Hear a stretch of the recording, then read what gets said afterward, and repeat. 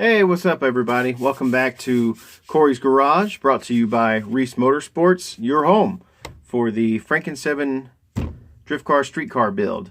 I am actually on location in the garage still, surprise, but I'm in the car right now. Today was an interesting day. Did not quite go as planned, but it was a good day. We had the in-laws come over, had some lunch, had a nice visit, got to show them the car. They're actually following our YouTube videos, so that's really cool. So thank you, Joni and Dan, for your continued love and support for your boy Corey. Anyway, so today, as far as car mods, I left off yesterday with, I did get the engine in, got a transmission mount made, and was able to get the headers to fit. I did accidentally overlook the situation with how big the starter is and where it mounts on the Z32 transmission. So today's mission was to make that fit. And so after the in-laws left, I got back to work on working on the car, and those poor SLP headers, I had to heat and hammer and bang and clank the ever-loving snot out of them to make it sound nice. That's not what I text a few people, but that's going to be the YouTube version of what I said. So anyways, I got it to fit though. I'll put some pictures up on Facebook later, but man, what a nightmare that was. Well, I started just banging the cold steel, that sounds weird, with a hammer. And then I remembered, oh yeah, duh, if you heat metal up, it gets a little softer and it's easier to shape. So I got the old trusty torch out. Once I kind of figured the two little areas that it was snagging on, heated those up, banged a round pipe into the shape of a capital D. So it's still the same diameter, it's just not as pretty as it was, but it's tucked up to where no one's ever going to see it besides me. But in doing so, there were a few stress cracks that I'm going to have to weld up. So, but once I got everything good and fit and bolted up and was satisfied with it, took the headers off, cut the rest of the little EGR tubes and stuff off, and was going to seal those up, and then ran out of welding wire. So right in the middle of it, had to stop and ran out of wire, and that was about an hour ago or two. It was after 9 p.m. and most of the stores that would even carry welding wire were closed. So like Home Depot, Lowe's, Harbor Freight here has been closing at like 6 o'clock now due to COVID. And I don't think Meyer carries it, and they're usually open till midnight. So anyways, it was also piss pouring rain off and on this afternoon and into this evening. And I think it's still drizzling a little bit. So everything that I pushed out of the garage to make room to work on this car, I had to pull back in the garage. So I was not able to, like my plan was to repair the headers, and then I was going to, brain fart, sorry. Oh, then I was going to, lower the transmission. I was going to start, I think I'm going to make remake the mount, but use it out of my 3/16 flat stock. Some people online saw my pictures and said that it looked great. It just looks like it's going to be a little weak, and as soon as you put some power and torque through it, you might have a shifter in your lap, and I don't want that. So I can either reinforce what I've already got and basically just weld on top of it and make a really thick, really strong piece, or I can remake it all together out of the 3/16, and it'll still be strong. So I'm not sure. It wasn't, now that I know what to do and how to make it and where to drill and all that, even if I weld on top of the old one, like I already have the templates for the holes, and I just basically weld it on there and drill the holes and put it back up, and it's good to roll. So I might just do that. But anyways, yeah, so then I was going to pull the engine to, I got my sills in today, my front main sill, my rear main sill. I don't have a sill puller, and I really don't want to use a screwdriver because, knowing me, I'll slip, I'll gouge the journal that it sits in, and then it will always leak, and I really don't want to do that. So I will purchase a sill puller tomorrow, and if they have it, a sill installer, but I doubt they will.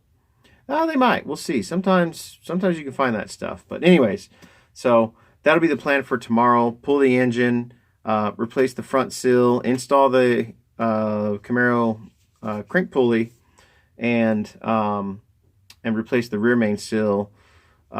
Install the G-Force Z32 to LS pilot bearing.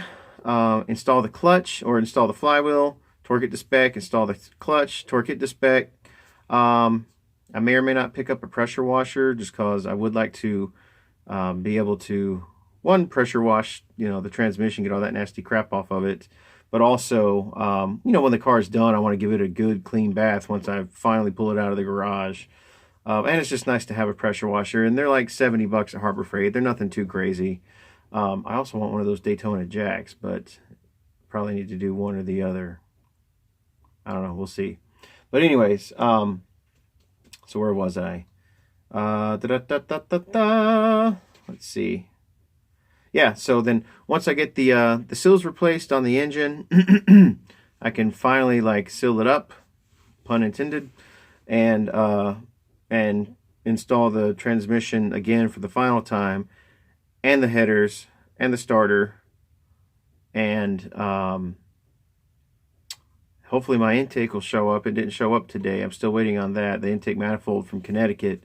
And I'm still waiting on coilovers, and I'm still waiting on the solid rear bushings, and still waiting on brakes, which those are probably the most recent purchase. Once that stuff starts getting here and I can put it all together, especially once I get the diff in, and the transmissions in, I can measure for the drive shaft, and hopefully I can just call up and give them my measurements, and they'll make me a drive shaft, and hopefully that won't be too expensive. But so yeah, then I'll actually be able to roll the car, and then it's pretty much down to wiring. I still have a lot of the factory harness still hanging in here, and I'm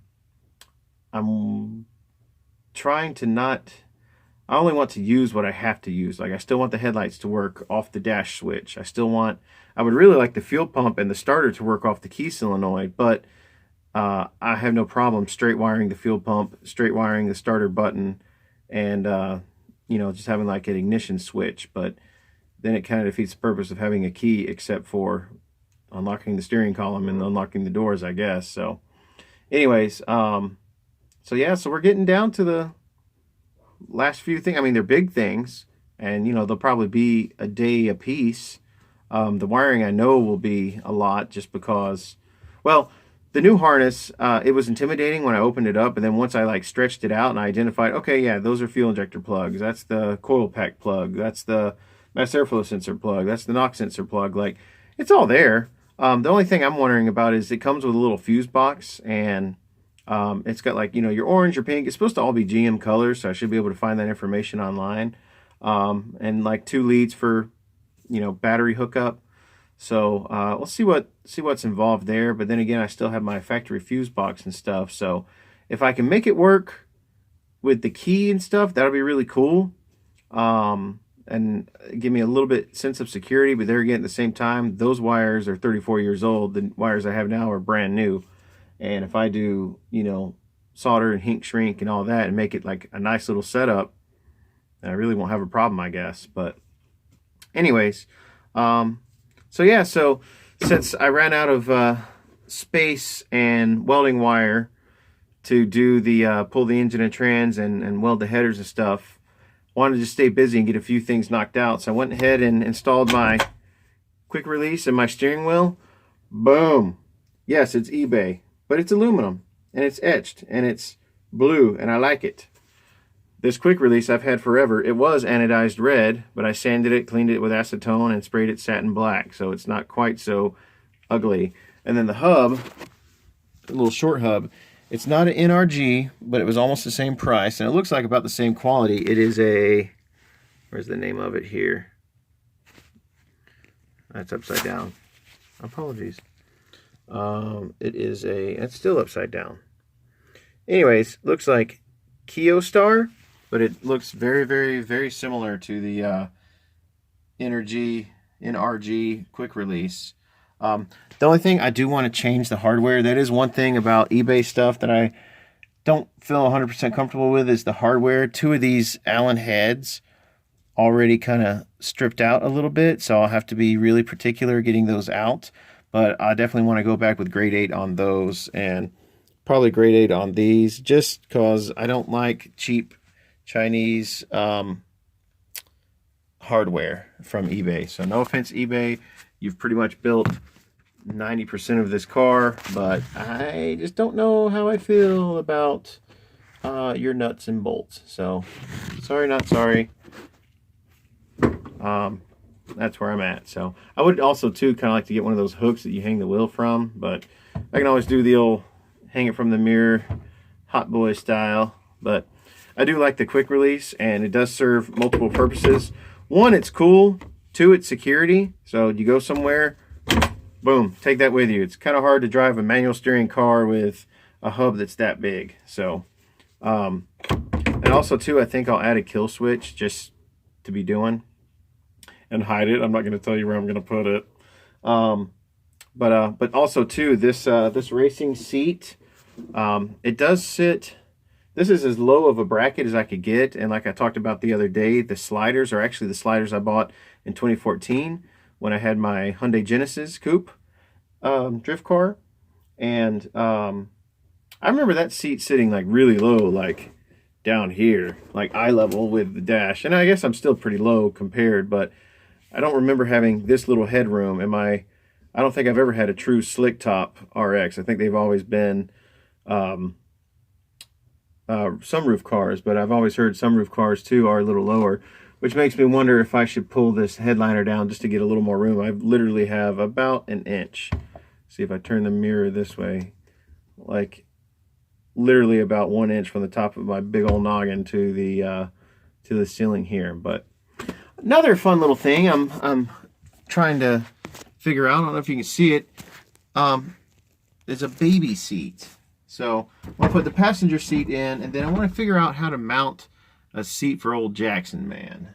Jackson is my son, and he is wonderful, and I love him with all my heart and soul, and he deserves his own little seat. But I don't know how to mount that in there, so I'm going to play around with a few ideas. I mean, you know, baby seats, they're not that crazy. They usually hook into some of the little, I don't know, there's like these thick wire hook deals under the seats of most, you know, modern cars, and you just hook the little locking hooks on there and pull the straps tight and you're good to go. Obviously this one's a little big for him right now, but obviously he will grow into it. So yeah, I would like to figure out how to mount that. I have no idea as of right now. I guess I'll just kind of play around with it and see if I can, you know, make something for it. But it would be cool to be able to have him and my wife in here, and you know, take like a little family rip. That would be fun. Sorry, I'm trying to get this phone balanced. This dash. Sorry, don't look at that. It's very ugly. Yeah, so it'd be really fun to have the whole family in here for a little family rip. But that's all I got for today. Tomorrow I'm gonna I gotta get up with my son, so I'll be up early, so I'm gonna cut it short tonight. But hopefully we'll have nicer weather. I can push everything out of the garage and kind of pick up where I left off and get some more stuff done. So I'll be excited to do that. Hopefully a bunch of stuff will show up. I have a lot of stuff here, but I am waiting on, let's see, I got a little panel that's got like 3 switches on there, so that'll probably be my fuel pump, ignition, and it's got a start button, push start. I know it looks dorky, but it's cool. I actually had that on my old S14 drift car, thank you very much, and it worked well. So I'll probably hook one of those up. And I want to replace the sills on the engine. I want to remake or modify my transmission mount just to strengthen it up. And depending on what shows up, I might try to make my shifter or, you know, hook the shifter stuff up. And I really hope those bushings will show up for the rear subframe, because I want to put those in and, you know, get the rear diff in and get the rear subframe in. And I'm just really hoping something like that will, you know, those will work out, because I go back to work on June 2nd and I'm trying to get as much done. I would love to actually have it start up by then. Like, I've got my injectors, I got my fuel rail. I do need to get two, I guess it's -6 AN female fittings, so I can run from my fuel pressure regulator up to my fuel rails. Once that intake shows up, I did get my throttle position and air inlet temperature sensor, or whatever it's called. It's either air inlet temp or